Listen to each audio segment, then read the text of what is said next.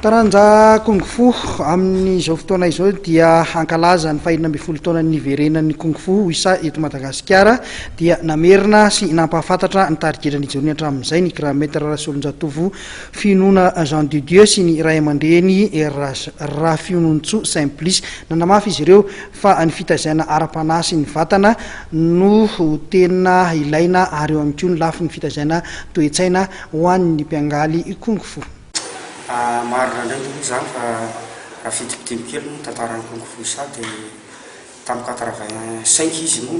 nakato ny fanjakana no le raha tietesy reny sy ny tsy fanekeny ny ray aman-dreny lehibe zany ny fanaovana politika sy ny saika nataon'ny fitondrana tamin'izany fotoana zany fitaovana izy ka mariako eto fa ny tena koa zany zao dia grand maître Rasolonjatovo Finoana Jean de Dieu père de kung fu isa zay mpianatry ny grand-père Kotoar Jona Pierre Misaël. Raha ny tenako moa zany efa mpianany taty aloha zany hoe raha fitiniko mbola tsy nisy beoirika dia efa mpianany aho fa zany hoe tonga moa noraso ny fotoana dia nafarana ary nazo nitsodrano ary nazo ny fanofanana manokana ny tenako zany ka enina ambin'ny folo taona zany izaho niverenan'ny kung fu isa indray teto Madagasikara izay no tantanako azy ary tenako moa dia manana maro-pahaizana ambony indrindra izay nakatoavin'ny ministera zany ny tanora sy ny fanatsanjahantena ka mariako eto fa ny kung fu isa dia tsy manao politika mihitsy ary tsy atao fitaovana fa dia fanabeazana ara-tsaina ara-batana ara-panahy ary mipetraka ho sport ary zay dia tsy manohana toko politika tsy manohana n'izanisa zany fa mipetraka fotsiny ho club ka noho izany izay tsy tompona andraikitra n'ireny zavatra niseho reny satria le anaranay amin'izao fotoana izao dia misy misantoka maka vola amin'ny atoko na mivolon'olona tsotra na amin'ny atoko politika na mpitondra fanjakana ary ka tsy tompona andraikitra zahay amin'ireny zavatra reny ka nisy moa ny fipetra tsy maintsy mbola orasinay moa amin'ireny zavatra reny ka mariako eto koa misy koa misantoka ho président section président ligue oka rehefa ny kung fu dia tsy mbola tsy misy mihitsy ny fédération ny kung fu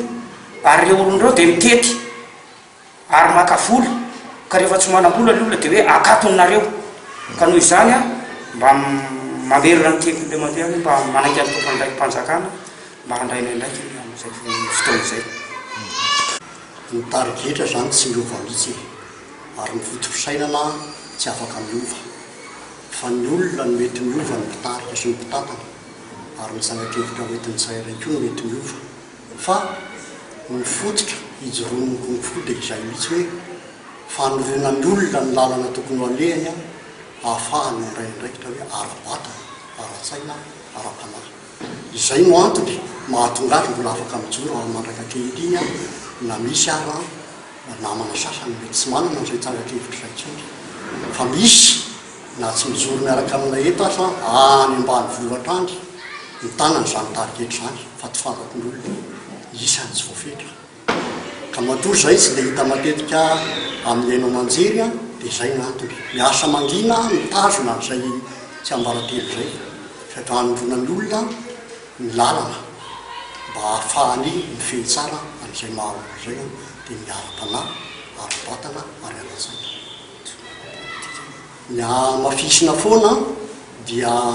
ny kung fu zany dia ao anatin'ny fiarahamonina miara-miaina ny olona rehetra ka noho izay antony izay amin'ny mahasporo azy angambontsika mbola tsy naheno hoe taranja hafa miditra ao amin'ny sehatra politika hoe anohana olona na miditra ny sehatra amin'ny lafiny ohatran'izany fa ny kung fu misy miditra amin'izay zavatra zay dia izay lafiny mahandrano fa ny kung fu tompoko tsy tokony hiditra amin'ny raharaha politika tsy tokony ho ataon'ny olona fitaovana fa iny any tsirairay iny any tsirairay mandray amin'izay hoe zay anao an'izao zay anohana an'izao zay tsy anohana an'izao fa tsy tokony ho zay amin'ny mahasporo azy zay zany mba hisotonana ny sain'ny vahoaka hisotonana ny sain'ny manam-pahefana koa tsy tokony ho ampidirina amin'izany raharaha zany ny resaka kung fu